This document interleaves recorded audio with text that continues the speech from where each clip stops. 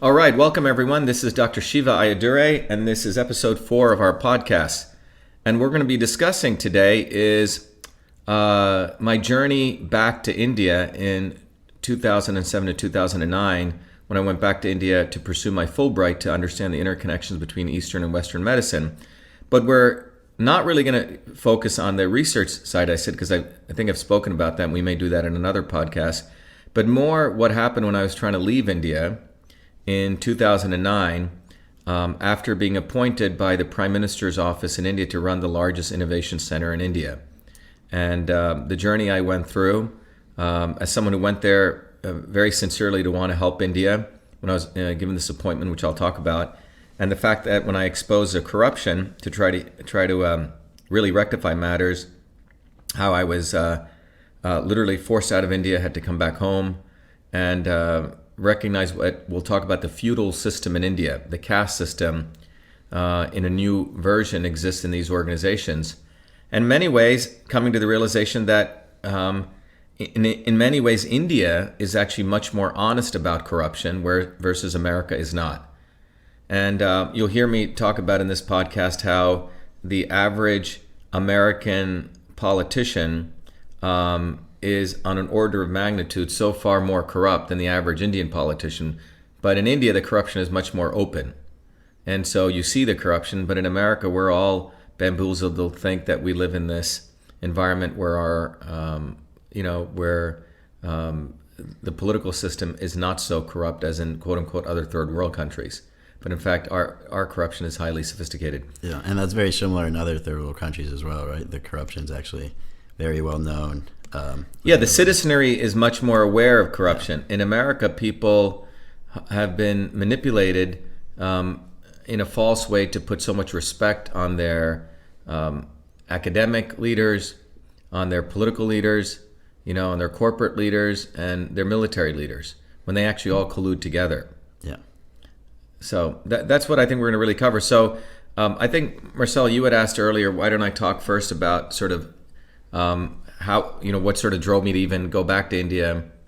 I could have stayed in India at that time in 2007. I was appointed to this very prestigious role and probably kept my mouth shut. And as my father-in-law at that time said, would have become the Minister of Science. But I think it was something always in me. I think I shared in podcast 1 that never felt right about that there were such disparities in the world. Between justice and injustice, between truth and those people who manipulated it. Yeah, I remember you were talking about you as a little boy going back to India and seeing all these injustices and people living in very poor conditions. And you questioned that while the people around you were just like, oh, no, this is how things are. That's just how it is. And you, as a little kid, were kind of mad about that, right? Well, yeah, I think, first was before I went back, even when I was a kid, I was around 5 years old. And my dad and my mom, who'd struggled themselves, were in Bombay. And one of my dad's college friends had come by to visit him, and I think at that time I must have been 4 or 5, and his college friend was talking about, this is in India by the way, in Bombay, how that there were these people who were taking up arms in the villages to try to get food and basic shelter, and they were overthrowing these huge landlords. And I said, that sounds like a good thing to do. Yeah. And this guy freaked out, and he told he sort of really freaked out because I think he came from a very, very big landed family somewhere in South India. So I was basically saying it was okay to take up arms to fight for your basic rights. So he told, my dad, your son's a communist. And my dad said, oh, don't worry, he'll change. But I've never changed in terms of my distaste for that kind of massive differences. Or for that matter, a reckless disregard for people who actually do work hard. We're not talking about people in those conditions who are just sort of, just lumpins. Yeah. Just not doing work, just hanging out. These people actually worked. Yeah. And in spite of that, they could never move forward. So that was my first sort of, experience. And then the experience of being exposed to India's caste system where I was playing with a kid who was my friend and went to his home, and they were quote unquote Brahmins, and the mother wouldn't let me into his home, which I thought was weird, had me stay out, and gave me water in a very different cup.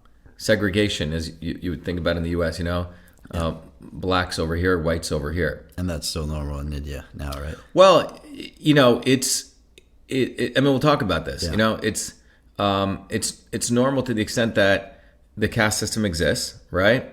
And it's sort of the fact that I'm talking about this. A guy like me is not even supposed to talk about this.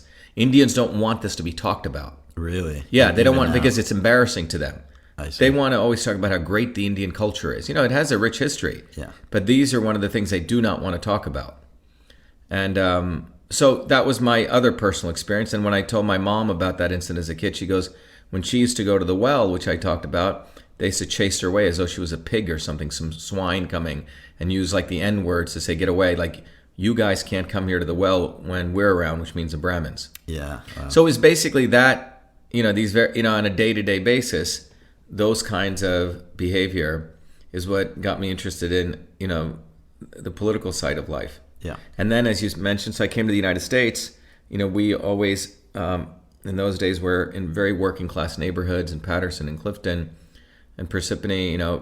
Our friends and my mentors were school teachers and, plumbers and electricians who taught me a lot. And then in 77, we came here in 1970 to the United States. I went back to India. And that's when I really saw the stark difference between all the infrastructure we had here. It's almost when you see the difference. Here, my aunt was living in a small hut, and then in fact, the disparities in my own family. My dad somehow had made it out of India, became an engineer. He had a brother, became a doctor. But the other 6 kids on his side were, like cement factory workers. 2 of them were not working. One of them had a son who was a drunk, the whole gamut within that one family, because people had made certain decisions in their lives or got fortunate to meet certain people. Yeah. So that never made sense to me. So that's when I made a decision that I would not only be a good student, but understand why this worked and try to change things. Yeah.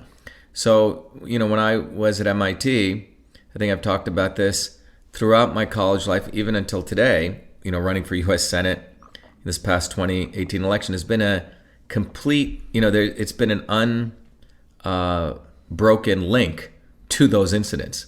Yeah. It hasn't changed. In fact, that's what drives me to do science or engineering. Yeah, I think they say that's one of the most impactful years in your life is like 2 to 7 or something around there. The formative periods, yeah. Formative periods. So it's sort of burned into my operating system. Yeah. So, when I was at MIT, we started a student newspaper called The Student, with a fist was our logo, and it was a single-page newsletter before the internet, before blogs. And I would argue that's probably more effective than even this, because you would interconnect with people. We'd print it on our own ink with old typesetting in a guy's basement in Dorchester. And we distribute these flyers.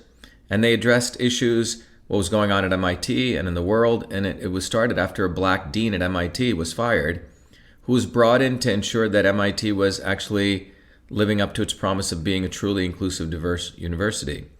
The civil rights movement of the 1960s forced the establishment to throw some bones to the masses. One of them was affirmative action.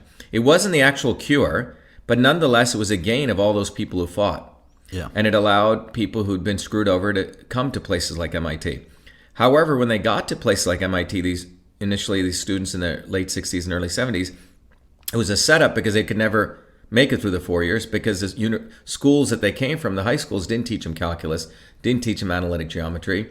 So they sort of perfunctory, mechanical way let them in, knowing that they were going to fail. And they could say, see, these poor whites, blacks, Hispanics, they're stupid.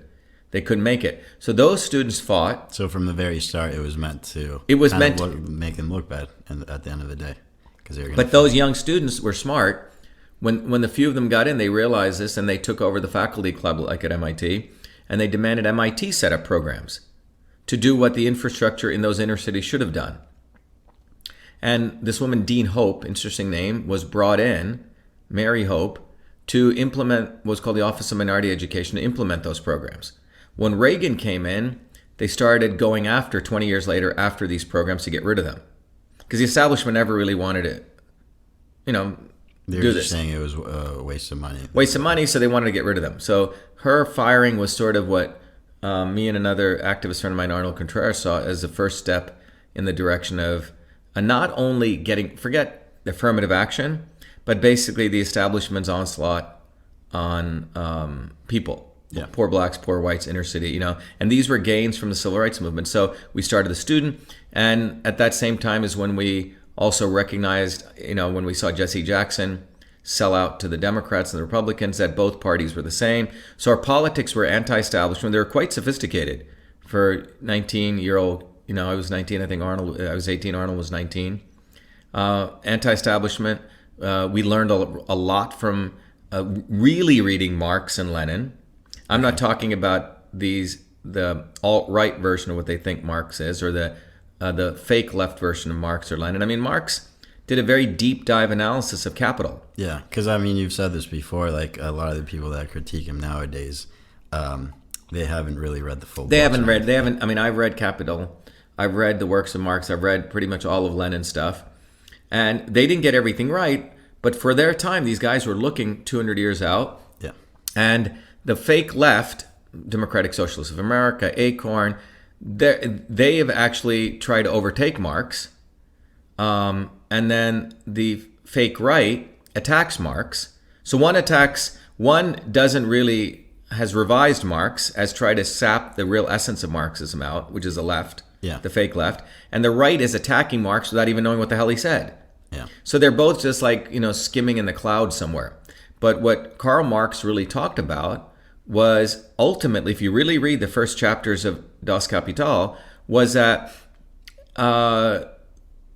the essence of being a human being. And the essence of being a human being was you have dreams. I have dreams. And the idea should be that both of us should be able to pursue our dreams.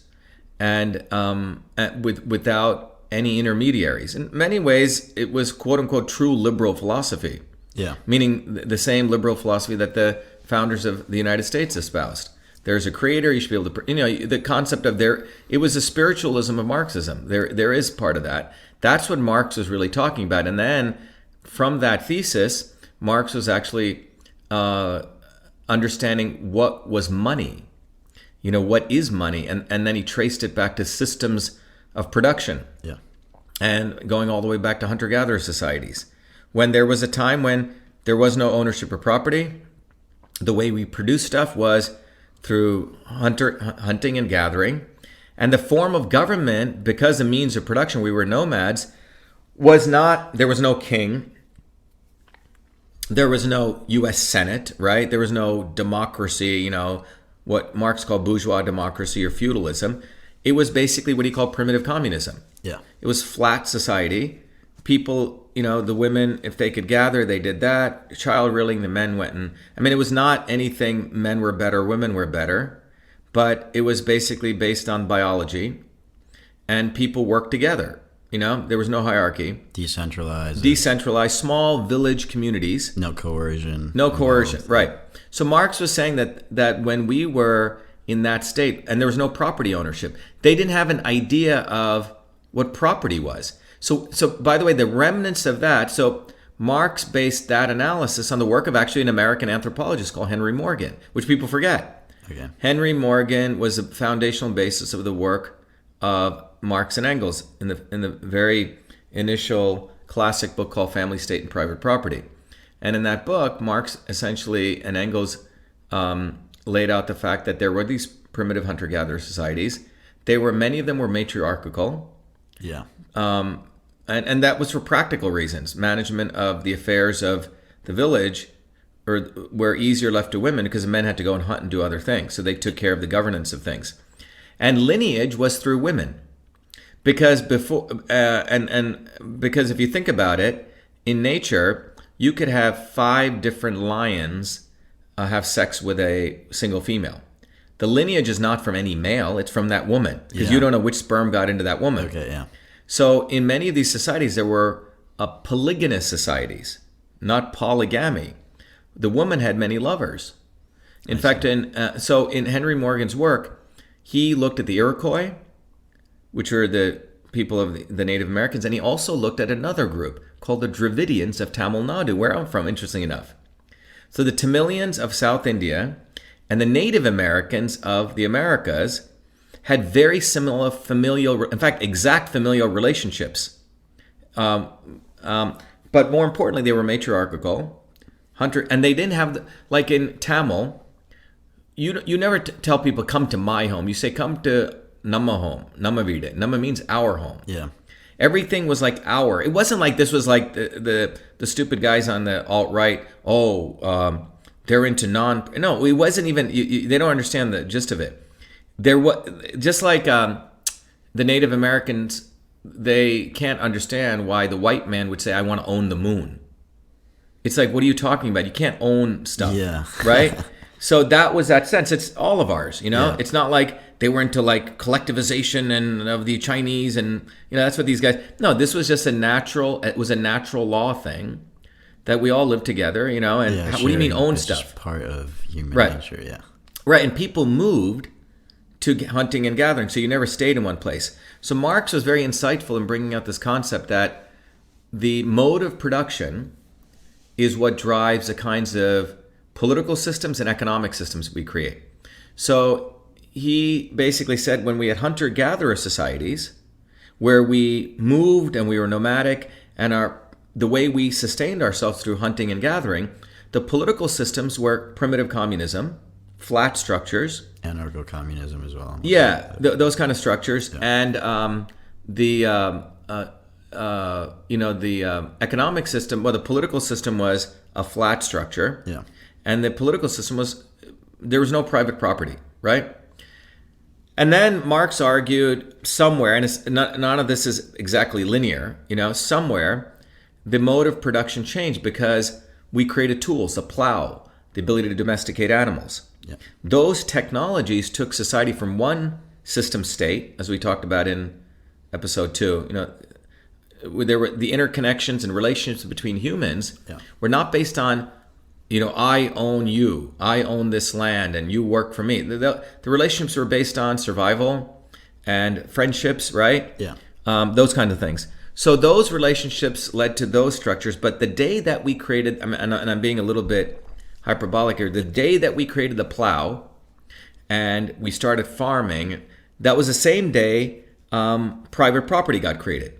So because now you could say, I'm not going to move around and hunt and stuff. I'm just going to sit here, I'm going to raise some chickens, I'm going to domesticate animals. So I didn't have to hunt and gather anymore. Yeah.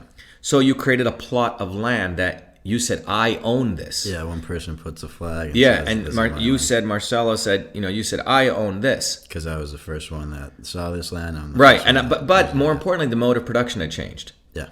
Right, you didn't have to hunt and gather. You physically stayed in that place, and around that you plowed. You started doing grains and all this other kinds of stuff, and you started domesticating animals. Those were the two key things. Now, what Marx said was when that happened, the dynamics of the system changed. Yeah. Because now the relation was you had property. It was a big thing. And you had the concept of a feudal system. I became the lord of my land, you became the lord of your land. And as that progressed, then I hired people to till my land. I became the king. These people became the serfs. And so basically the political system was feudalism, right? Yeah. I mean, the economic system was feudalism, and the political system was a monarchy. Yeah. You had little chiefs and owners. That's really. And all of this didn't occur like exactly at one point. There was overlap too. You had in the earlier system, you had small villages where a king was not a guy who was a king, but he essentially protected the borders. Okay, it was still very local egalitarian systems. Yeah. Greece everywhere. So, but when the transition there took place. Was the same day Marx argued that the subjugation of women took place. Because when you said, I own this land, then you were like, shit, I'm 90 years old, and who's going to own my land? Oh, you will now be my son, the heir, and you will get my last name. So the concept of last name comes. So like in deep South India and Tamil Nadu, or in the Iroquois, they don't have last names. It's like sunflower, My name is actually Shiva, right? My dad's name was Ayyadurai. Yeah. We didn't have a last name. We had to create a last name. So when we came to this country, I had to put Ayyadurai after Shiva. Okay. So it's Shiva Ayyadurai. But in India, it would just be a Shiva, son of Ayyadurai. See what I'm saying? So it's fascinating. And then Marx said, okay, that went by over many thousands of years. And then another tool got created, the steam engine. and the ability to move things and manufacturing things.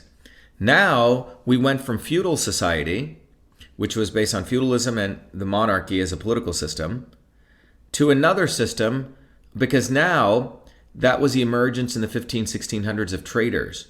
People started moving around and trading. It was the emergence of the early entrepreneur. Yeah.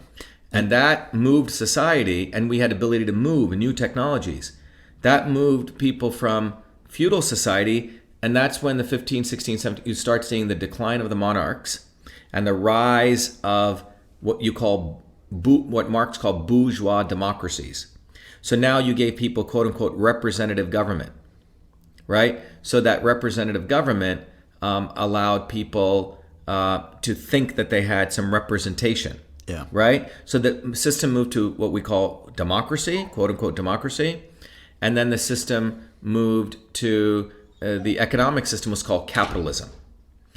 And so, and then Marx using that predicted. So anyway, I learned this as at MIT. There was all these Marxist-Leninists around, and I got very interested in this. But the key thing I learned was the Democrats and Republicans were one, and the establishment was one. So the student activism was really around that. Yeah. That's where it really centered around. And the other thing was, so our politics were anti-war, anti the military-industrial academic complex. We recognize, and we would, so at MIT, with those politics, we just didn't do liberal left politics. We did anti-establishment politics. Yeah. And those anti-establishment politics, I think I want to discuss a little bit of, how we looked at a couple of different areas at MIT, and that sort of was my training. Yeah. At MIT. So the anti-establishment politics went like this. That we recognized that the Democrats and Republicans were working together. And that came out of the fact in 1983, 1984, you may remember that was when Reagan was running for office against a guy called Walter Mondale. So Reagan, Republican, Walter Mondale was a Democrat.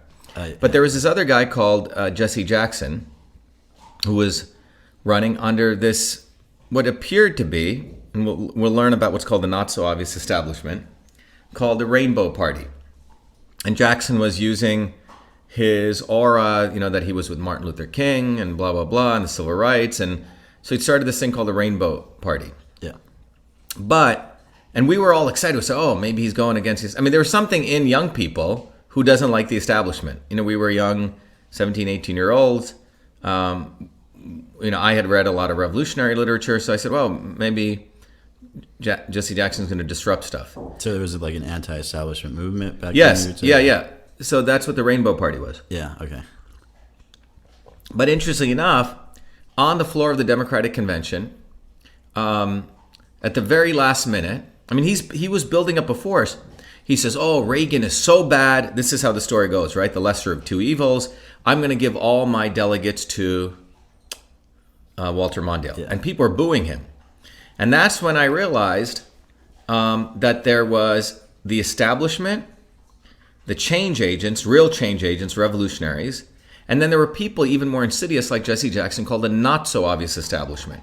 You see, he was basically the left testicle of the Democratic Party. That's what he really was. Seems very similar to Bernie Sanders. I hate to use the word, but that's what he is, meaning the right, the Republicans also have their right version of that, Seems very similar to the Bernie Sanders movement today, where exactly he thought he was actually anti-establishment, but then he sided with Hillary Clinton at the end of the day, right? Exactly. So what's interesting there is having gone through that as a 17, 18-year-old, in 20, whatever, was it, when did Hillary Clinton run? 2016? Yeah. The 2016 election, Bernie's running, and I had a friend of mine, Lori, who's your typical white liberal, a nice person, and she was like, Shiva, you need to vote for Bernie. I go, look, Bernie's going to do to you exactly what Jesse Jackson did in 1984. And she hadn't read any history. This, a lot of people are just very naive, all excited about Bernie. And I said, he's going to give all of his votes, his delegates, to Hillary Clinton because he's going to say that Trump or whoever is better of two evils. Yep. And she goes, Bernie will never do that. He has principles. He will never do that. I said, that's what he's going to do. And I said, what you should do is you should really look at building an anti-establishment movement if you want to get involved. I said, and I was very vehemently against electoral politics. And so, lo and behold, that's what happens. Yep. And the Bernie Sanders people split because, when you look at it from an engineering standpoint, you have to understand there are principles. There's the establishment, then there are the real people who are anti-establishment. But the establishment is so wicked smart or clever, they create another force called the not-so-obvious establishment to sucker revolutionaries into that anti-establishment movement, into the quasi-anti, because then at the last minute to bring them back to one of their candidates. Yeah. Now in Massachusetts, the same thing happened when I was running against Warren. The right did it. The right Republicans created their right testicle called Jeff Deal. Yep. Bogus guy, photoshopped a picture with Trump, and he was existed to create the not so obvious establishment of the mass GOP to take all the Trumpers, who many of them were independents, thinking, back into the fold of the mass GOP and basically try to keep me out because I was truly the change agent revolutionary candidate. So you think this is calculated from? It's calculated. Yep. It's totally organized. Look, you have to understand these people. 1 mile from my home here in Belmont and Cambridge, they have the Kennedy School of Government. They have theoreticians. They sit around. They know what they're doing. People listening to this podcast should recognize that the establishment is quite smart, and this is not conspiracy. They understand systems theory. They understand systems dynamics. They understand which gears and levers to create. They understand marketing very, very well. They understand marketing. In fact, they understand marketing, and they understand that it's an engineering system. You need certain levers. So, by the way, the same thing occurred in India. Gandhi is not a revolutionary. He's completely a fiction made up to manipulate people. So if you look at India in the 1920s, the British came in India 1757, started occupying India, doing the same thing they were doing here. By the 1920s, a revolutionary movement was building in India. People said, let's kick these guys out like the American revolutionaries did. So you had these change agents coming up. You had, on the other extreme, the establishment, which was a British empire.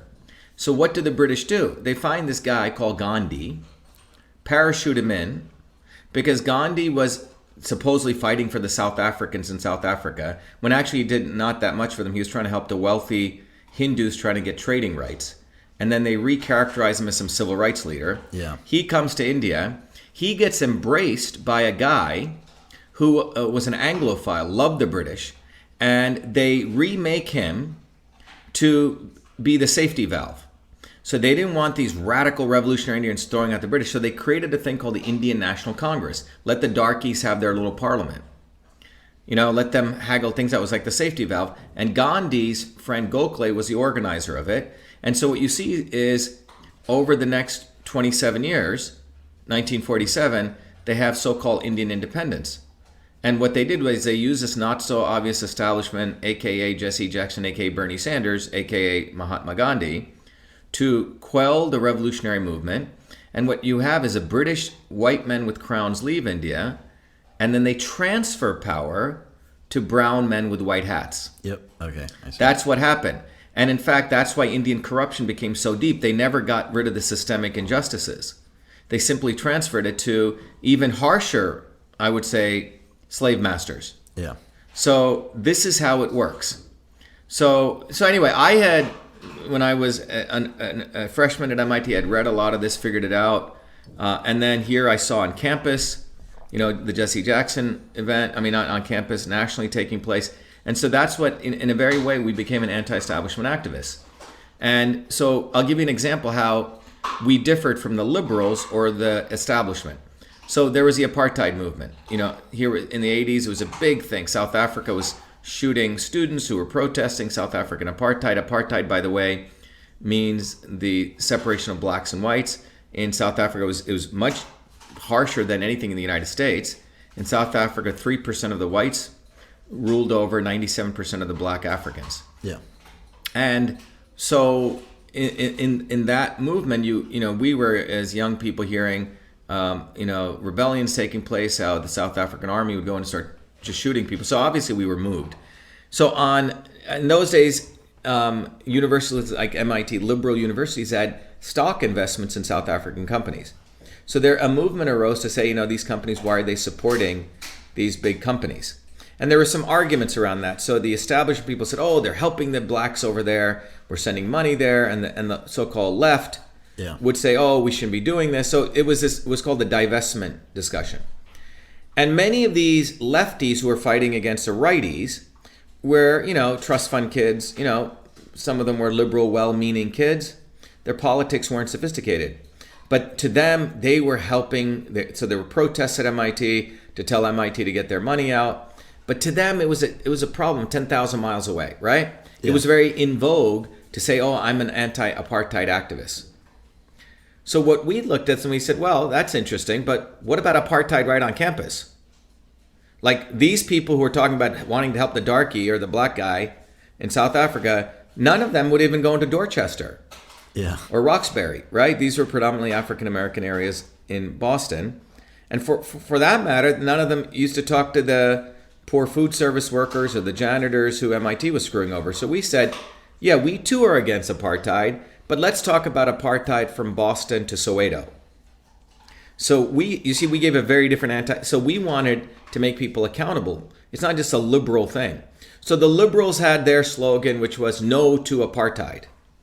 And we ended up building shanty towns right in the center of the MIT Student Center. Like we put up these structures which look like shanty towns from South Africa. Yeah, okay. And then I led a protest starting from Boston University, up Comm Ave, over the Mass Ave Bridge to MIT. And as we're doing that protest, so you had really the liberals, like people like DSA Acorn who'd infiltrated the movement, and were trying to control it. Like they knew what it meant to be left. So they would sing songs like We Shall Overcome, or No to Apartheid. And to us, we were a lot more radical. Yeah. We had our newspaper, The Student. We started distributing these buttons which says Death to Apartheid. Because you have to understand, we weren't just being radical because the situation in South Africa was heating up. This was not like No to Apartheid, something bland. So as we're marching, they're singing these stupid songs. We took up a slogan, Apartheid in South Africa, burn it to the ground. And everyone loved it because it wasn't like we were being violent. We were expressing the real anger people had in that protest. Yeah. But liberals, so the three liberal organizers came running to us saying, you can't say that. That sounds too violent. Stop saying that. And meanwhile, 5,000 people are loving this chant. Yeah. And they're saying, we can't say this. And I said, who do you mean we? So what you notice there is liberals try to contain movements. They try to police movements. They don't want movements to get too movementy out of their hands. So you saw that right there, how liberals, so they were doing their little backroom discussion. We're like, why don't you ask people which slogan they like? And no one wanted to take up their stupid No to Apartheid. They liked Apartheid in South Africa, burn it to the ground, because we were expressing the real anger of the South African people. And by the way, this occurred in the 60s movement too. You had these counterculture people like Abby Hoffman, when the movement was exploding against the war in Vietnam, they would try to quell it down, right? So the not so obvious establishment is the liberals. They never want the masses in their own crude way to take control of movements. They always want to contain it. So that's a big lesson we learned in a practical way. And this was after protest after protest. It was us, obviously the establishment, and our real enemy ended up becoming the liberals. Because they always were trying to tell people how much they knew better than them, how we should not use certain words, trying to... So, for example, our student newsletter was very, very funny. So, for example, Reagan was cutting student loans left and right. And his quote-unquote opposition was Tip O'Neill, who was the Democrat House minority leader. Tip O'Neill's from Boston. But O'Neill also supported all the Reagan student loan cuts. So I remember one time we were writing our newsletter, and in the newsletter we said, Reagan has put student loans on the chopping block. Perhaps Tip should put his tip on the chopping block. And people are like, oh, you can't say that, Yeah. But it was what you would call trolling today. It's almost going back to the very beginning that a lot of these people have way too much respect for politicians and people in charge that they're afraid to actually. Well, many of them come from bourgeois backgrounds. Yeah. They're bougies, and many of these kids have these long hair. And right when graduation came, they'd cut their hair and they'd be on Wall Street. Okay? Because to them, being in politics was something in vogue. It wasn't real, really. Yeah. None of this was real to them. For me, it was real. For my friends who were poor Hispanics, poor blacks, poor whites from the inner cities, that's who were attracted to the student. This stuff was real because they knew one generation away that they had people who suffered. But for them, it's a game. It's a game. It's like, isn't this nice? Let's help the dark man 10,000 miles away. But I was living in, Dorchester at the time. So, and I came from villages in India, and I'd seen poverty all over Bombay, and I came from Patterson and Newark. So these things were different. You see what I'm saying? So the not so obvious establishment, to them, politics is something you do, like it's a Hollywood celebrity thing. And then you go back home and then you party and you drink your wine and your champagne. You see what I'm saying? They don't think of the bigger consequences behind it. They don't think about it. But you saw all that in this whole MIT community. But our student newspaper, one leaflet, one 8.5 by 11 thing printed by us, done by us, would compete with the official student newspaper, which was called the Tech. They had funding from the university, 52 pages, 30 pages. But that little newspaper, the politics of that what was powerful. It was like a nuclear weapon because we were saying to hell with the Democrats and Republicans. In fact, Henry Kissinger, that warmonger, one time came into Boston to speak at the Fletcher School of Law and Diplomacy at Tufts. We put out 10,000 of those and he canceled. And I wish I could find this, in the Boston Globe, he said, because of the abuse I've received in the student, I will not be coming. So it was politics that matter. The messaging and the strength of our politics, which was break with the Democrats and Republicans. It almost seems like that was a stronger movement back then than it is now. Well, what we're seeing now is the Trump movement has the characteristics of anti-establishment. The problem is the Trumpers need to recognize that they are actually anti-establishment. Yeah. They are not anti-democrat or anti-liberal, because what the Republicans want to do is they want to use the Trumpers and sucker them back into the Republican Party. Yep, probably after Trump's done, right. Just like you're saying, the not so obvious. Exactly. So whenever independent movements come either on the left or the right, they always create their group or their coalition to sucker them back in. And this is what people need to understand. So the left and the right, they are very tight wings called the Republican Democratic Party, but then they have another wing, a little bit looser wing, called the not so obvious establishment wing of the Republicans and the wing of the Democrats. They used the Tea Party, in a sense, for a while. Yeah, they did. Yeah. To sucker in people, said some radical stuff, but now it's become part of the establishment. And the left uses organizations like Democratic Socialists of America, and they have a number of them. Okay? Yeah. Bernie Sanders being one of them, right? So that's what I learned as a student activist. I mean, I could get into we made sure food service workers got treated better, we made sure more women came. At that time, there were 25% were women. Now there's 50%. But even on the women's issues, we just didn't talk. We recognized there were class differences. Yeah. The women's issue is not just about the women's issue, about trying to get more. There were this set of women on campus who wanted more women CEOs. Well, but they never wanted to address working class women's issues, which is their health, right? The fact that they got paid less. They were just saying, we should have more MIT women in CEOs. Well, that doesn't affect a lot of women. Yeah. You see, so we also brought out the class aspect of this. So our politics were very powerful. All the, janitors at MIT knew me. I mean, we were going to the base of everyday people, even on campus, and we were connecting it to the bigger issues. So our position was that these issues were not just issues that were theoretical issues, which is what student activism was about, right? Doing something to help somebody somewhere over there, not right here. But when you start addressing issues in your local community, that's when people actually start getting worried. Exactly. That's when people start getting worried, because the politics now becomes real. It's not politics that's just a golf club event, or some event that you're doing for fun. These are actual real people and real issues. In fact, there's a guy who got involved in our campaign, Bart and Van Putten. Bart lives still in, I think, the South End area or whatever in that area of Boston. And he still remembers, in fact, he came to the free speech rally, and he was a food service worker. From MIT? From MIT days. And he still remembers me because I helped him. We fought and got his wages increased. Okay, so he came to the rally? He was in the rally. If you see him, Bart's got the big fro, and he's holding up one of the things. And he came, he's 60, probably 70, getting close to 70 now. Yeah. So what I'm trying to say is what we did at MIT was quite revolutionary. The politics were sophisticated. We recognized, and so there was a lot of learning there. But I never stopped being an activist even from then.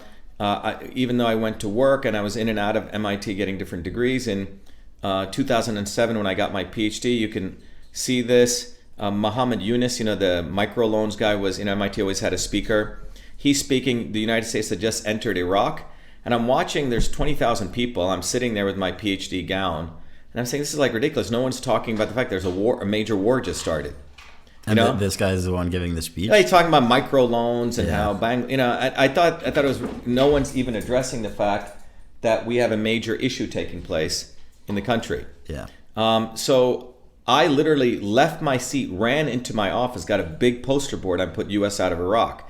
I hid it under my gown. So when I was called by the president of MIT to give my PhD degree, I pulled it out and I said U.S. out of Iraq. Oh, crap. Half of the crowd booed me, and the other half of the crowd rose up and gave me a standing ovation.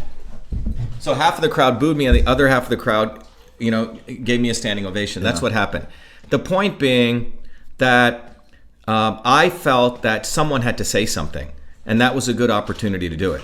Did you make any national news or? Well, the MIT newspaper covered it. Oh, okay. But they didn't want to cover it. What was the people's reaction when you? Half of them started cheering, and the other half where why is this guy disrupting our nice, our graduation? Well, that is where you should be. This is supposed to be one of the most elite universities, right? Yeah. Where you're supposed to have discussion. So that's 2007. But what I'm saying is it was a long history, and I went back to MIT to get my PhD when I was 40, so I was around 43, 44 then. So it was a long history of activism. That's so funny. After my PhD, I had gotten a Fulbright. A Fulbright was set up by this great senator called Senator Fulbright, so you got basically money, spending money, travel money, a stipend, and I had the opportunity to go on a Fulbright to India, and you had to apply for it. And the goal was I was going to go back to study the integration of Eastern and Western medicine, which I've talked about in episode 2. Yeah. When I went to India, it was a great time. I learned a lot, made some major scientific discoveries. But when I was leaving India on June of 2009, or July, was it June or July? I think June or July of 2009, I got a call from the Director General of what was known as the Council of Scientific and Industrial Research, CSIR. Those are the acronyms. And he brought me into his office, and he'd gotten word because you were there for 2 years, right? Already. I was in India for 2 years, but I was going to different labs in India. I was trying to, and I went to a lab. So CSIR is a national Indian organization run by the government. In fact, it's the only organization that the Prime Minister of India is a president of that organization. Okay? So it'd be like the president. So you're answering to the president. Well, it'd be like the president of America being the head of the National Institute of Health or the National Science Foundation. Pretty ridiculous. Now, why was this the case was because in 1947, when India, quote unquote, got its bogus independence, the Prime Minister of India, Nehru, felt that India really needed science and technology, so he created this thing called CSIR. And the purpose of CSIR was to unleash practical innovation across India, across all different fields. Industrial innovation, like to make sure India produced products that could be sold externally to bring in capital. Because a lot of the production worldwide comes from India, right? Well, this was to unleash industrial innovation, right? Yeah. Because when the British left India, they had depressed Indian innovation. Remember, a lot of stuff got taken to Britain. Okay. So anyway, so that was what the goal was. So they set up 37 labs all across India. Labs in researching leather, aeronautics labs, you see? Okay. And each of those labs were headed by lab directors. And the goal of the entire purpose of CSR was to unleash innovation, 1947. So when I came to India, this is now 2007, 60 years? There was a lot of stuff which I didn't know in the press. People really saying CSIR was taking billions of dollars. It hadn't produced anything. In fact, so in June of 2009, this guy calls me to his office, and he had a whole stack of papers. He'd printed out my resume, everything, he'd done a whole secret analysis of me. He caught word that you were in the country. Yeah, because I had visited one of his labs. Okay. As a part of my research, and one of the directors said, hey, you should talk to this guy. And it turned out that the CSIR had set up a program called Outstanding Scientists and Technologists of Indian Origin.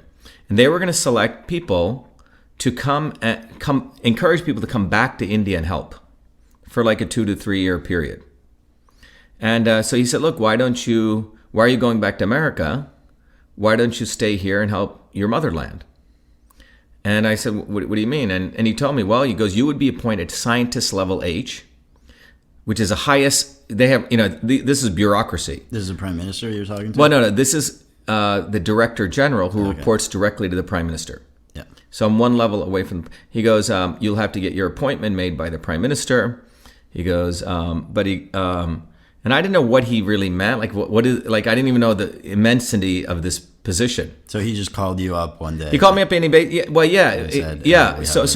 So, and this was literally 2 days before I was supposed to head back to the United States. So this is like the federal government, right? Pretty much. It's like the federal government. It's like the Indian government. Yeah. And he said you would also be an additional secretary. Additional means you're a deputy level position. Again, these are positions that people wait until their 60s to get. Yeah. Okay? Okay. Now, you have to understand, when I was in India, I had gotten married to an Indian woman. Okay? In December of 2008. So you were married at that time? I was married, and I was going to bring her back with me, right? Her father had been an eminent bureaucrat in the Indian government. So I didn't know. I said, look, so what ended up happening was this director general called me in again, and he kept me at his home until 2 a.m. And he said, look, here's a letter. And he wrote out the offer letter. And he said, don't leave, because my flight was leaving the next day. And so I took it to my father-in-law. He goes, oh my God. He goes, it took me until I was 60 to get a position like this. And he said, and he couldn't believe it because it was unheard of, but he said, you should take it, right?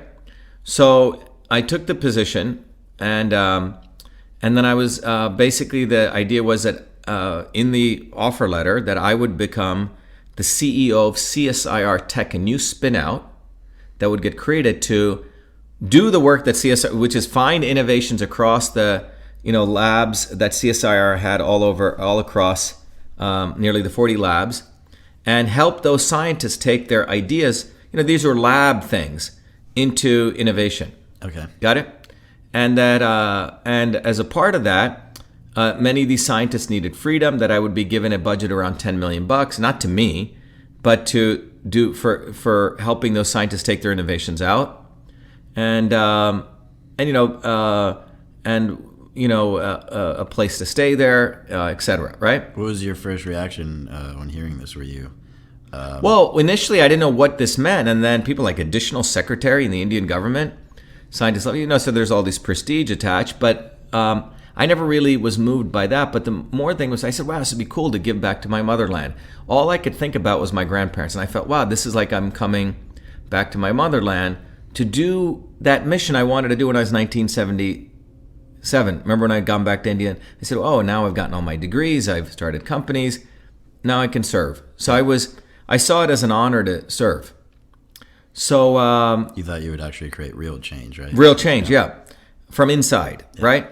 So shortly after I get hired, they give me a home in a huge bungalow, where all the directors are. It's like a compound. I mean, if you go to Delhi real estate, so we had a 7-acre compound with 3 bungalows, right? So I get that. You get your car, you get your cook. I mean, it's like you're like royalty. Yeah. And my And the Indian government, like you were saying earlier, is one of the most corrupt. Openly corrupt, right? Openly corrupt, yeah. So American government's very corrupt. It would put to shame the Indian government, actually, the level of corruption in the U.S. government, but we see corruption more openly in America. Yeah. I mean, in India. So even before I was given all my papers, I just jumped in and I started. And I laid out a plan, which was a strategic plan. It was an entrepreneurial model, because what I found was across the labs of India, over the 70 years, they had submitted about 5,000 patents. Okay? But when I looked at those patents, only maybe 2% were legitimate. There was a lot of fraud. Okay. So what happened was, over those 70 years, these scientists submit patents and, I'm assuming, get money out of that, right? Get promotions. Okay. So what happened was, the original vision was these scientists would innovate.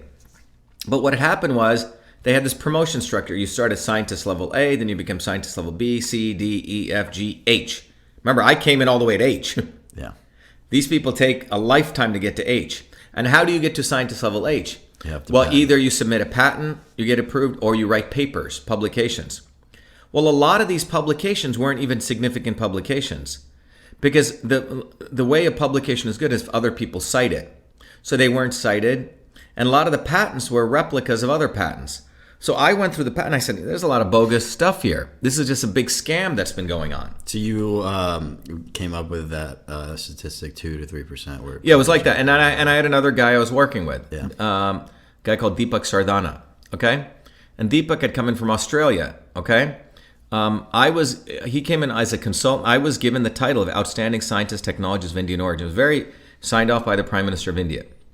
So what I did was, I started realizing that there were a lot of smart people, but what had happened was the really good ideas weren't getting out, because this whole thing was based on nepotism. So there were 37 lab directors. Many of them were friends of the Director General or from his community, okay? Like from his region of India. Okay. All this sort of tribalism. Yeah. And if anyone actually had a good innovation, their stuff wasn't being promoted because they were jealous. Like, oh my God, that guy, all this like high school stuff, feudalism. Yeah. Okay? The old monarchs, right? So what I saw was actually a very feudal system. Because remember, the British never left India. India never had a good capitalist revolution. It went from white men with crowns, as I mentioned, brown men with white hats. And basically there were these little kings. And I was treated, so I would go to visit a lab, and you got to understand, you go to visit a lab, they have guest houses, they're like little palaces. They have a lot of infrastructure, but nothing really significant is going on. Once in a while, I would go to some lab, and they were doing stuff, but the lab directors weren't encouraging them. So in my travels all over to the labs, because I found around, I think 7 or 10 really good stuff that was going on, and I said, hey, we should fund these guys. And I came up with a funding model. My model was, forget like writing business plans nonsense. Take your idea, get a customer. If you get one customer, I'll give you like 50 to 100K to the innovators. Yeah. Then if you got more customers, I'd give you another 250K. And then you write your business plan. Write your business plan after you know how to get a customer and if people like your stuff or not. That's a very good point, yeah. It's not the Harvard Business School retard model of just writing business plans for this, because 99% of the business plans are bogus. Yeah. Anyone who writes a business plan knows it's all bogus. You only can write your business plan if you actually have a product deployed and you're learning, okay? Which is basically flipping the whole model on its head. People loved it. So I would go to these labs and it'd be auditoriums filled, and people said, wow, you're really going to cause change here. You can't really do that in the government, that type of model, right? What happens is the Director General, remember, he had offered me all these things, and I'm waiting, like I'm saying, where's that $10 million fund? It's in that you're going to set up so I can support these people. The reality was, these guys were not interested. They thought I was just going to sit there, be so happy I got a bungalow in Delhi, got this amazing position, scientist level H. And in fact, my father-in-law at the time, he was seeing me get pissed off. He goes, look, don't do anything. Be really quiet. One day you'll be promoted to the Minister of Science and Technology. Like he said, just go to work. Don't do anything. Hang out and leave. That's what like most government positions pretty much are, right? A lot of them. Yeah. So, but that's not me. I mean, I actually wanted to do stuff to serve the people of India. So halfway into this, the finance director of the entire organization, a very nice woman, she pulls me to this office. She goes, come in here. She goes, do you know they're not going to let you do anything? They don't want you to do anything. She goes, if you want to connect, go and meet people personally. So I went all over India. It was a great journey. I went to the Himalayas. There was one lab in deep South India, to the National Oceanography Institute. And I started meeting these scientists, and they would all tell me the same story. So I started building a deep fraternal relationship. And I must, out of those, 4,500 scientists, at least half of them love me. So I came back to after realizing that these guys weren't going to do anything. And during this time, something interesting occurred. I think the Director General, Samir Brahmachari, that was his name, who reports up to the Prime Minister, was under investigation for embezzlement. He used to be one of the lab directors. Remember, there's 37 labs. Okay. Typically, you become a Director General for coming from one of the labs. And it turns out that that lab that he was running took federal money and sent it to a public-private partnership company, which you're allowed to set up. But that company was owned by Soros, George Soros, and Chatterjee, which is an Indian guy, Soros Chatterjee Group. And $35 million was missing. So he was under investigation. And what was the company? What did they do? They were going to do genomics research. It was one of the gene labs, okay? So this investigation is, really starting. And suddenly, in the building I'm in central Delhi, at an office on the 3rd floor, half of the building, I had left at, I think, 6 p.m. I got a call from one of the other lab directors saying, Shiva, are you out of the office? I go, yeah. I go, what are you talking about? He goes, oh, half of the building just burned down. Who dies in that fire? Wait, so the building your office was in? Yes. It burned down. Half of it. And this is right after you leave. Well, I left for home. Yeah. Right? Yeah. To just go home to have dinner. But it turns out the part of the building that burned down had all the audit accounting information. For the lab, for all of CSIR. and what a coincidence. Yeah, and one of the people who dies was a bookkeeper. Okay? We've seen cases like this in other countries. Right? Right. So I'm looking at all this, and I realize they're not going to let me really do anything. So I have a decision to make, keep my mouth shut, which is what my father-in-law is saying, because he just wants his daughter to have a nice big bungalow and be prestigious and say, oh, our son is an MIT guy. India has a lot of status conscious, right? Yeah. Or do something. Automatically, you knew something was fishy, right? Yeah, definitely. Yeah. So on October 19th, which is known as Diwali in India, 2009. What was Diwali? Diwali is the most important Indian festival. Okay. Like India has these religious... It's when the great warrior Rama, thousands of years ago, the story goes, slayed Ravana, the evil king. It's when truth prevails over darkness. So it was just coincidental. I've been there now 6 months. Like I could just... people may call me impatient, but I'm not... Like you could see the writing on the wall. Like I was starting to go to work and just sit there and look at the wall. So anyway... And the Director General had told me, why don't you put your ideas on paper? So I said, okay. So I didn't sleep for 3 days. I put all my ideas in a report, which I call CSIR Tech, The Path Forward. And me and Deepak wrote it. I stayed at his home. My wife at that time was getting really upset that I was even going to raise hell. Her parents think I'm crazy. So you were going to raise hell? By writing a report. A report, right. So I write a report, and... Were any of the documents that they burned down from the audit, was that very significant documents? Were you going to use some of that? Or no. I was going to write my observations about what I observed, the fact that there's a lot of scientists, that they weren't getting support, that the lab directors were basically in it for themselves. And then I was at a meeting where the Minister of Science attended at an offsite, and they had hired a Australian consulting firm who lectured them in closed room that this entire organization had bad DNA and they should fix it. And we also had his PowerPoint. So I put that PowerPoint in, my 37-page analysis. The report's all online. If people go to innovationdemandsfreedom.com.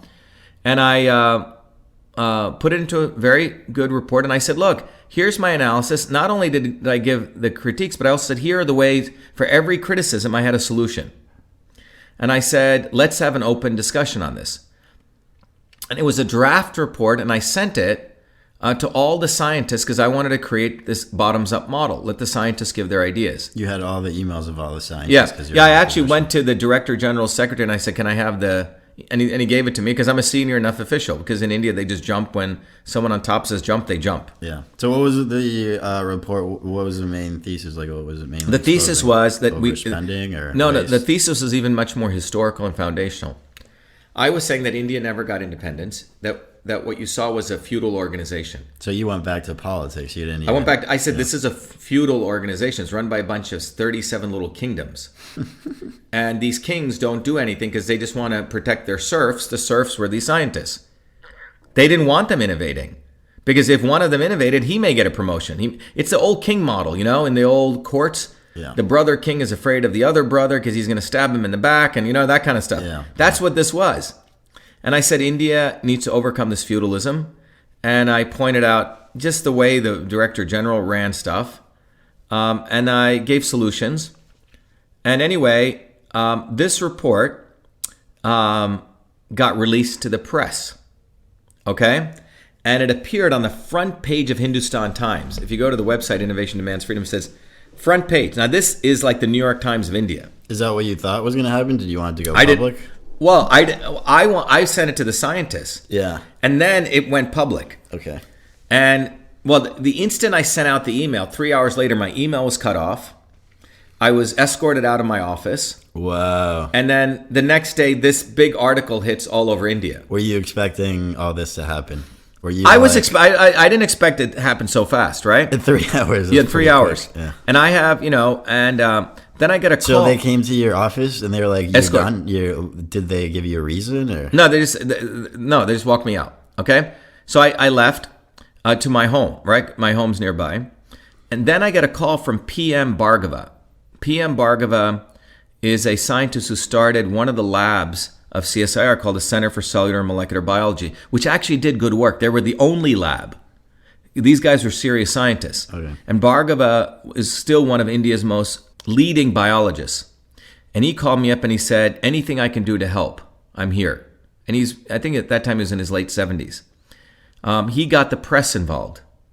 So my story just ballooned after that. Then I got... So it was like, oh, man gets fired for writing a report. Yeah. I mean, it went everywhere. I mean, New York Times contacted me. Heather Timmons of the New York Times, who was a bureau chief and she called me and we had at a coffee house and she said, Shiva, you should be afraid. Do you know who you're dealing with? These guys are mafia. So it went worldwide quickly. Worldwide, yeah. Anyway, she's doing an article. So you spoke to her on the phone? Or No, she was in Delhi. She was a bureau chief for India. So you had a meet. You met up with her, and she was pretty much. She told me, and she said, She goes, if you need, you can come to my home and stay with us, because she goes, these guys are deadly. Because what you've done is, because remember, $35 million, I've exposed that, all this stuff, right? $35 million of embezzlement. Of embezzlement, right? Then some of the leading science reporters got involved, right?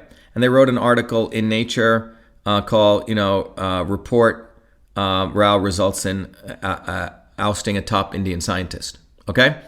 So were you scared? Or? Yeah. So it's interesting. I got very scared because I'm in this bungalow in a walled off area they own all of this. And I remember I had a young boy who was my caretaker. I had him sleep and stay with me outside my door because I didn't know what the hell was going to happen. They gave you your car, everything. Exactly. Everything is from them. So I felt almost like a prisoner. Yeah. And news is out there. Then I decided I was going to go visit the Prime Minister's house. So how long is this from the time you released the report? This is like days. I mean, everything is happening so fast. Yeah, okay. Right? October 19th. So 20th, 20th. I mean... So you're probably thinking, I'm probably going to need to go back to America soon. Well, I wanted to fight. Oh, you wanted Yes, to I wanted to fight. Now, my father-in-law and my mother-in-law are really upset, right? Because they are part of the Indian bureaucracy, remember, right? He had a job with the... So they're getting like, what is your son-in-law doing? Is your wife upset as well? She was... She actually really didn't know what to think. I mean, she's not political, so she was supportive to the extent... this is my husband, like the Indian model. Yeah. So her father, by the way, was one of the most powerful people in India at one time. He was the head of all the civil servants of India. He was chairman of what's called UP. Imagine every civil servant in America reporting to one person. That was him. The story goes he was one time taking a train, I think from somewhere to Delhi, and he needed to get to Delhi on time, and he called the railway minister and they sped up his train. That's the kind of power he had. Yeah. But he was a very interesting guy in the sense, when he retired, he didn't take one penny. He was not a corrupt guy. He went to a small little 2-bedroom government home. So was he retired when you retired? Yes. Okay. Yeah, he had just retired. Do you think he was, well, you said he was warning you or telling you not to do any of this stuff, right? So do you think he was maybe telling some other people inside the government what you were doing? He was actually leaking me information too. Oh, okay. Like basically he wanted to protect me from getting killed. So you don't think he was... Well, he was doing both, right? He had to protect his face among all these other people. Your son-in-law is behaving like this. And then obviously I'm his son-in-law, right? So he has some connection to me, you know? So he did care about you. I think he had to. Yeah, he had to. But so he was caught between a rock and a hard place. So, so as all of this is occurring, you know, I got invited to do a news story with India's #1 Star News is India's #1 network, which reaches probably 60 million people. So they called me up and they said, Dr. Ayyadurai, we'd like to do an interview with you live. Live, oh right? And they had it, and this was outside. They were going to do it with. And right as I'm going to do the interview, reporter says, oh, we got a call from CSIR saying if you do this, they're going to throw you in jail. And so all I can remember, I'm looking at the cameras. I have to, you know, sit down and do this interview. And all I could, and I called the U.S. Embassy. So I called them just and to confirm this. Well, I didn't know what to do. I'm a U.S. citizen, right? Yeah. So I called. I said, should I come over there? They go, yeah, you should get over here right now. Do the interview at the embassy. No. Don't do the interview because you could get thrown in jail and you don't want to be in an Indian jail. So then all I could think about was my poor grandparents, that how much they had suffered and what kind of person would I be if I didn't do anything. Everyone says, oh, once when I achieve this state, then I'm going to blah, blah, blah, right? Yeah, most people don't, yeah. Yeah, and most people don't. So I didn't want to sell out, so I did the interview. So how long did you have to make this 8 minutes decision? 8 minutes? Well, no, I had like 30 seconds to make 30 seconds. Yeah. They're telling you you're going to get arrested. They just called us. So what is it? Are you gonna right? So I ended up doing the interview. Okay, and it goes prime time India all over. Like I think 8 p.m. So everyone sees it. So you were just like you just said, "Fuck it, I'm doing the interview." Yeah, I'm doing the interview. So I did the interview. Did you have any small hesitations or? No, I just thought about my grandparents. Yeah. Like at a certain point, you cross this threshold, you overcome all fear. Yeah, it's almost like a freedom. Yeah. Like you say, what the hell is life if you can't tell the truth? So you just felt complete immense freedom. Probably. Freedom and total fearlessness. You it's not even fearless. You just feel like free. Yeah. I can't explain it. It was total freedom. Knowing that all this could occur, and all I could think about was what all these other people have no voice. Freedom or security, right? Everyone. Right. And I have this chance to share something which is so systemic. And if I don't do it, what kind of person am I, right? There might be a risk on my life, but I'm exposing something huge and I'm helping. Well, not only that, I had gotten 4 degrees from MIT. I've started companies. I fulfilled everything that my grandparents wanted me to fulfill, right? Yeah. What more, you know what I mean? Everything's icing on the cake. So I did that. And the interview went viral. And then the next day, I believe, my father-in-law told my wife that they're going to come get you. So you just went back home after the interview, or did you go to the embassy? No. I didn't go to the embassy. No, I went somewhere else because I had a friend of mine, you know. So you were in hiding. Yes. And then I met my wife at a coffee shop, and all I had was my passport, none of my clothes, and a backpack.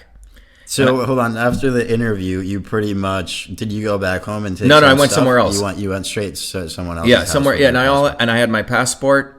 Do you think you were getting followed? Yeah. That's all those things I was concerned about. Were right? you driving yourself? No, my friend was helping me because I didn't trust any of their cars. Nothing. I got you. In fact, the day before that, I had gone to the Prime Minister's house at 7 Racecourse Road. And I called him and I said, I want to meet with you. And when I went to his house, I look up and they had me in the waiting room and you could see all the cameras looking at me. There's a picture I look and I see a picture of the Minister of Science and Technology, Prithviraj Chavan, that was his name, And in the picture, he's sitting next to Sonia Gandhi. Sonia Gandhi is the mother of Rahul Gandhi, who's running for prime minister now. He's an idiot, cokehead. And her husband was Rajiv Gandhi, who was a former prime minister, whose mother was Indira Gandhi, who was a prime minister, whose father was Nehru. You see, there was a lineage. It was a monarchy that they'd had, a dynasty. And he is sitting next to her, and Prithviraj Chavan is a minister of science who also had to sign off on my appointment. And I remember something interesting occurred 3 months before this. I was visiting one of the labs of India, and one chief minister, a governor of India, had suddenly died in a mysterious helicopter crash. And Prithviraj Chavan and the law minister, I think like the Attorney General of India, I was at one of the labs, and they came because they were coming to that place because on their route to go to the helicopter accident. Well, both of them sat right across from me. It's just four of us. The head of the lab was the National Institute of Aeronautics, me, and these two guys eating lunch. And I got to tell you, if you think about Darth Vader, the energy from those two people was like evil. Yeah. And not that I would have doubt if that helicopter accident was not pulled off, right? Because he was opposition. But Prithviraj Chavan ended up later, I think about many years after that incident, ended up becoming the chief minister of Maharashtra, which is where Bombay is, the biggest city of India. Okay. And there was a journalist who was exposing corruption in Maharashtra, and suddenly he gets shot on his motorcycle, daylight. And because he was going to expose Prithviraj Chavan. These are the kind of people I was with. Yeah. Mafia, man. Yeah. You're talking about the elite of India, you know? So, yeah, so I was... These are the people you were around all the time then? These are the people that were my direct bosses. Yeah. Okay? And you could see at that level that what ran them was money, money, money, and power. But so getting back after I did that interview, I met my wife in a coffee shop, and she told me that her father said that they were going to arrest me. So what I did was I literally left, and I said, I'm leaving. And I got a third class. In India, they have first class train, second class train, third class is where all the poorest people travel. First class, you get a beautiful cart, you know. So I took that's the only ticket I could get. And I looked on the map, and I said, where do I go? A good friend of mine, my attorney, John Bradley, who's always gotten me out of I call him on my little flip phone. And John said, look, you have to go to the border of Nepal. And he goes, he knew someone who could meet me there. And he said, that's the way to get out of India because they don't have electronic passport checking. In that place only? In that border. In that border, In that border, where if you look at Nepal or where India are, okay? So I took a train. I just jumped on a train with nothing, 36-hour train ride. And, you know, the people I was with were the poorest people with fishermen and, you know, just... Do you think anyone was after you, following you? I don't know, but I did it quickly. I think they didn't expect it. Yeah. So I took the train and John said, when you get to the border, you'll have to cross this bridge. Because a friend of him that he knew was and I'm on this train, you know, talking to John with this little flip phone with my battery about to die, right? And I didn't know where I was going, man. And John just knew someone in Nepal that could help you out. Yes, So John is an attorney. John's pretty well connected. Yeah. So I go all the way 36 hours, you know, without sleep, sitting up. Because you're worried that you're just like watching around. I don't know who's coming in, right? In a train. Well, you were with a bunch of other people, right? You said. It's all locals. All locals, you know, like chickens and stuff like this, right? So I go. What was your mindset at that time? Like, what were you thinking? I'm just trying to figure out how I'm going to get out. Imagine you going to like. You're just. It's something out of like a movie, man. Paranoid, 100. Yeah. Well, not only paranoid, but I don't know where I'm going. Like, there's no maps. I'm just going to some train stop, and then I'm supposed to get out at that train stop. And cross a bridge. Then go over, show my passport, cross, and I get into Kathmandu, to Nepal. And then I have to take a plane to Kathmandu. And then from Kathmandu, I have to buy tickets to get to the United States. Okay? And what are the chances of people at the border knowing who you are? Exactly. So, but John had told me a border cross to go where they have no electronics. So it's all done with paper. So they couldn't connect to anything. Yeah. So anyway, I go there. I had to go to a place. I had to get passport pictures, right? Because you had to file out these forms. I crossed the border. Remember, this is pretty wild because it's not like you're going to the Boston embassy and it's all nice fluorescent lights. You're going, I crossed this long bridge over and I'm looking, so I finally make to the other side. Then there are all these military officers. You walked to the other side. Yeah. Okay. Yes. And then I had to give that's the checkpoint. And luckily nothing happened. And then I had cash. I had to pay for cash. You're probably super worried at that moment, right? When they're looking at your passport and everything. I'm wondering if they're gonna stop me. Exactly.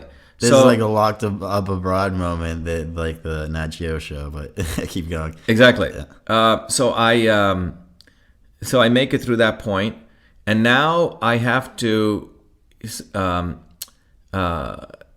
get tickets to go to Kathmandu. Okay. So you're already in Nepal then. I'm in Nepal on the border. Okay. So I go to like a travel agent. Like they have these little agencies, right? And I show my passport because I have to go to Kathmandu, Qatar. And the guy says, "Oh, hold on, I see something here." So I just grab because he's on an electronic system, right? Oh, he is. Okay. So I grab my passport and I had my American Express card and I just leave because I didn't know what the hell he was seeing. I immediately went to someone else who did it the old way, with paper, and he gave me a ticket. And then so you left everything? Well, no, I left that travel agent. Oh, right? And then you went to another travel agent. I went to another because he was on like your super duper electronic system, which was probably a mistake. So I went to another guy who did it with paper. Like they have the directories, they make phone calls, which was better. And then he let you in. He gave me a ticket. Yeah. And then from there, it was one of those crickety propeller planes. And I take that plane to Kathmandu. And Kathmandu where is this? This is in Nepal. Okay. So I'm at a border town. I got to go to Kathmandu, the capital. And from there, I have to get flights back to the U.S., right? Yeah. So it's interesting because I'm flying to the right of me. I see the Himalayas. It's pretty wild. I mean, the Himalayas are 33,000 feet. This plane's flying at maybe 12,000, right?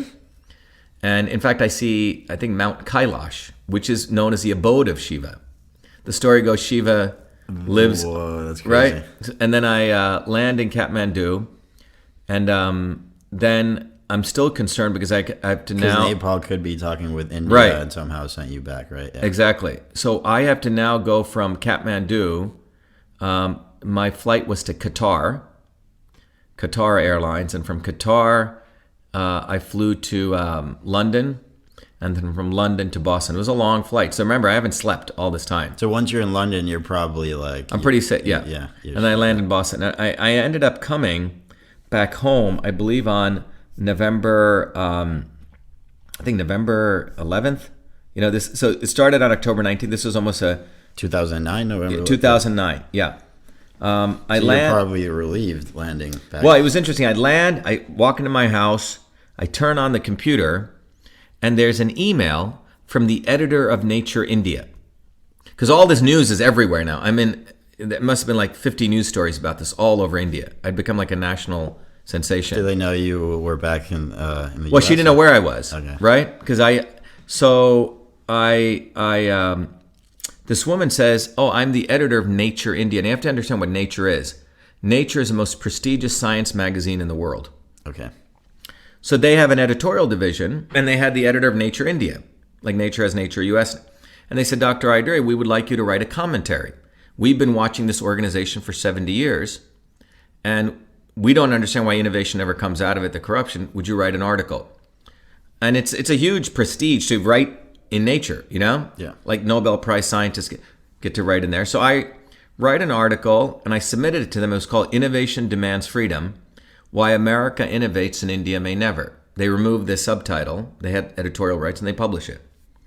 So I'm happy, this gets published. Within 36 hours of it being published, and in that article that I wrote, remember, this goes out to the entire scientific community of the world. I talk about, hey, this is why I went to India. This is what I observed, right? Yeah.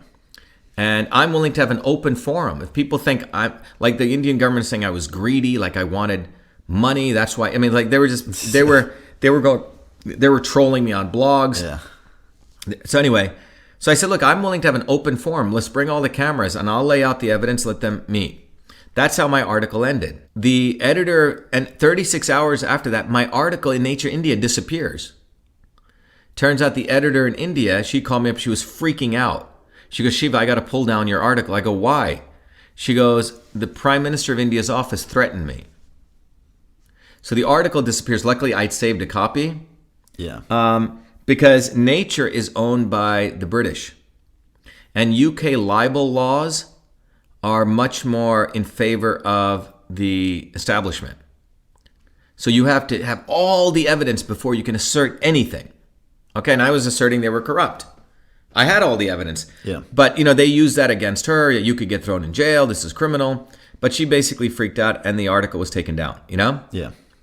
So I in some ways, I stuck my neck out in India and also for this thing. And some the point is that, but by the way, one of the things is I didn't mention was I was getting hundreds of emails from the scientists thanking me. But they're all afraid because remember, these people have their jobs or their livelihood. Yeah. They have families, so they're afraid to say anything. And they were so thankful that I had done this. And shortly thereafter, by the way, the other thing with the New York Times report I didn't mention was, when I was speaking to her, she wrote an article, and this was before the big interview I did on national news. When I did that interview with her, she was very supportive of me because she'd seen so much corruption. As I mentioned, she said, you can come stay with my husband and I because we were concerned about me. So she goes to interview the director general, the corrupt guy, Samir Brahmachari. Okay. And he tells her in the interview, if you write this article, I will have you fired. So she had to put hold on her article, had to go to the Asia bureau head, and she had to tone down the article. Like the title was going to be a big expose. So she changed the title to something like Some Indians Find It Tough to Go Home Again. It looks like a personal story. But she ends the article stabbing the director general. She said, and the director general told me if I wrote this article, he would have me fired. Right? So that went all. So when I land in the U.S., my advisors at MIT are calling, because this is in the New York Times. Like I think it was in a major feature section. Okay, yeah. So I go back to MIT. So I'd left to go do my Fulbright. I'm back. And everyone at MIT knew my activist work. Yeah. And these guys were old timers who knew me. And so the head of the department said, Shiva, you did the right thing. I had old professors who I used to fight against, or administrators. They were actually supportive of me. Yeah. Well, I remember you said last episode you also worked with Noam Chomsky in a paper on the caste system. Exactly. And in fact, right after this, I went to see Noam. Okay. And I told Noam, as well? and Noam said, do you need me to write a letter on your behalf? Wow. He was very supportive. He said that, many, many years ago, in the 70s, he was in touch with the Prime Minister of India. And after the Prime Minister of India called a national emergency, like dictatorial rule, he cut off all relations with her. With him? With her, Indira Gandhi. So, and so that was 2010. And MIT, Doug Laufenberger was the head of the MIT Department of Biological Engineering, which was my PhD, gave me a lectureship. He said, because I had come back to India not only with this story, but the fact that I made this discovery, integrating Eastern and Western medicine. Yeah. And I said, Doug, let me try to, I think I can teach a lecture course here. And he let me do that, which became one of the very popular course. Then he ended up giving me a full lectureship. And, we'll talk about this in another episode. So basically I'd gone through this whole journey and I felt like I'd done what my grandparents wanted me to do, Marcelo. Yeah. In many ways, I felt fulfilled because I didn't pussy out and sell out. I did the right thing. Yeah. And imagine how you would have felt if you didn't do the interview, right? Yeah, or I think I did everything. In many ways, I think my mission was because what ended up happening was that guy, Samir Brahmachari, 2 years later, he retired. And in India, when you retire, you get a massive pension. He was later implicated for embezzlement. And he was never given his pension, I found out recently, which never occurs. So my thing, still people say, wow, CSIR, And then another group of lawyers many years later didn't believe this happened. They thought I was just making this up. They went and did a FOIA equivalent. And then the story came out even more. Okay. But the story didn't come out fully until around 2013-14 when the Prime Minister of India called me back to India to honor me as the inventor of email. So you were able to go back to India then? Yeah. This was much later, about 3 years later. And when I was there, an Indian reporter, and I was doing a talk, and I said, oh, yeah, and it's unfortunate. I was giving the story of the invention of email at this Indian event, and I was saying, what was great about what occurred in Newark, New Jersey was that innovation in America could take place in Newark because I, as a young kid, wasn't treated as a low-caste Indian.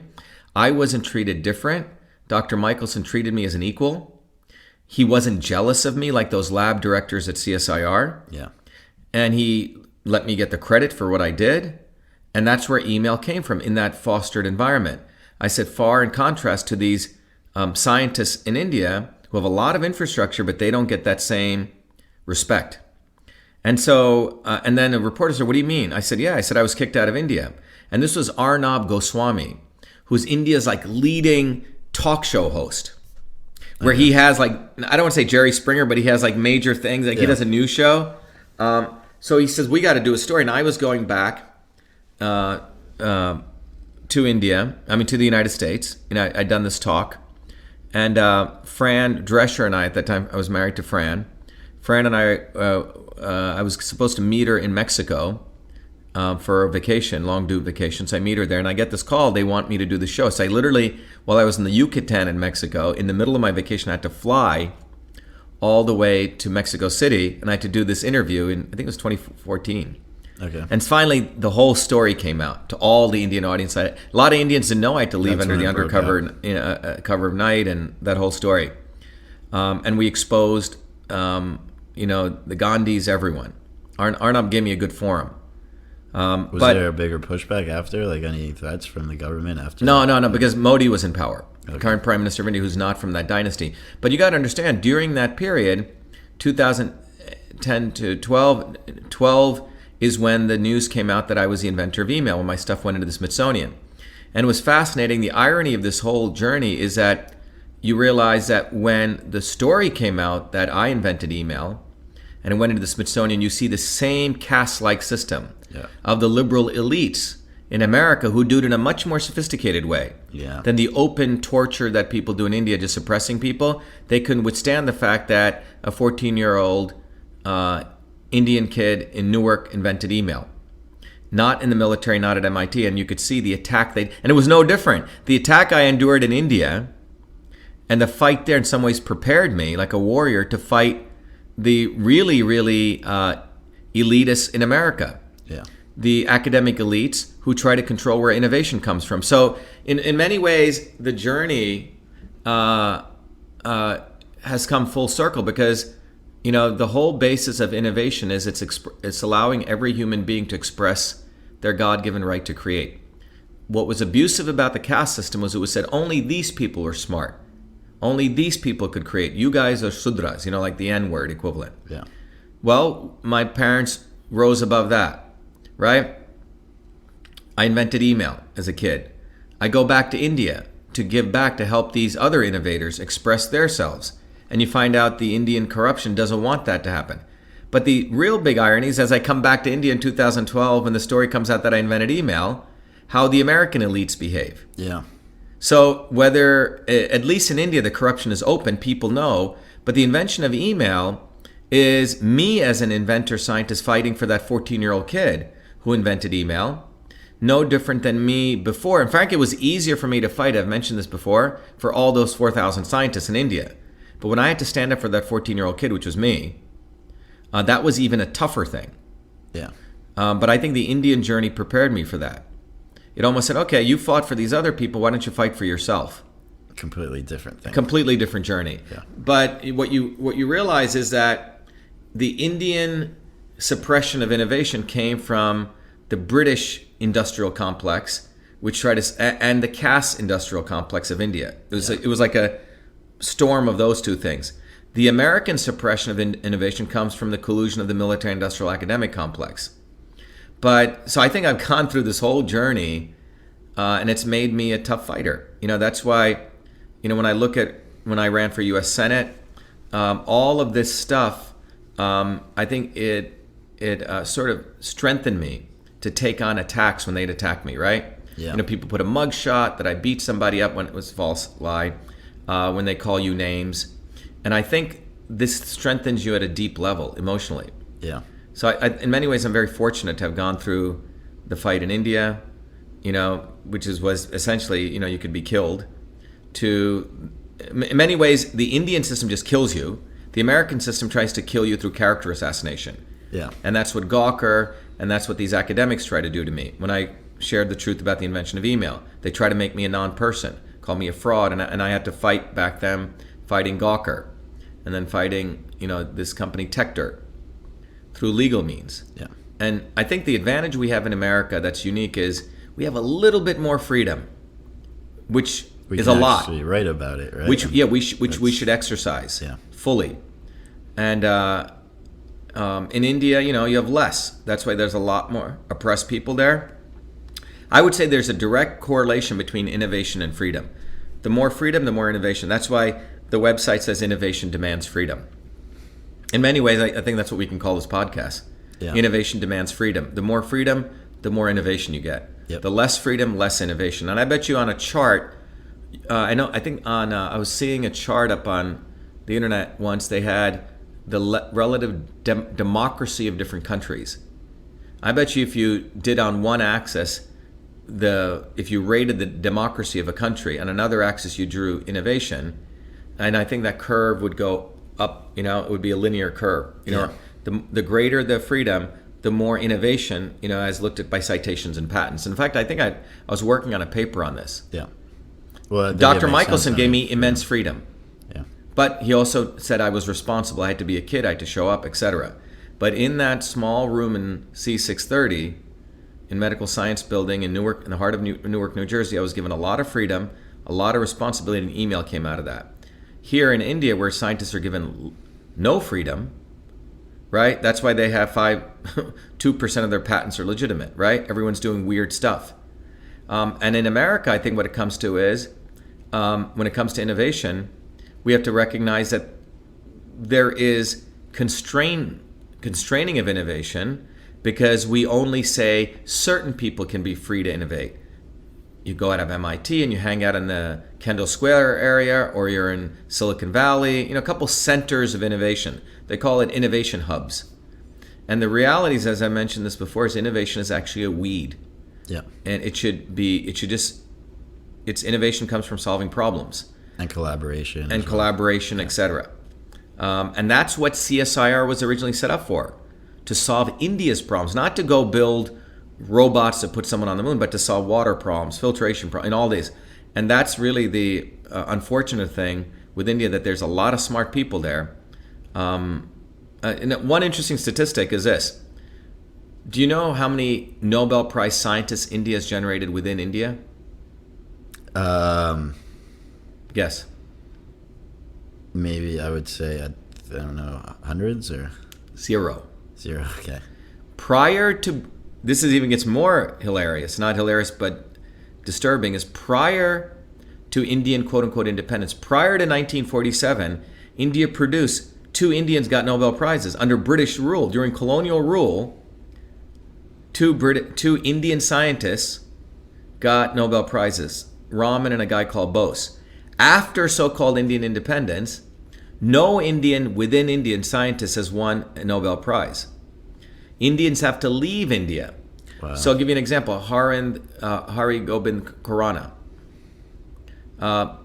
very smart guy, biologist. He couldn't even get a job as a lecturer in India, which is like the lowest level in academia, because they were so jealous of him. Yeah. But he comes to America, ends up at MIT, and he wins a Nobel Prize in medicine. Another guy, Chandrasekhar, who won the Nobel Prize in physics.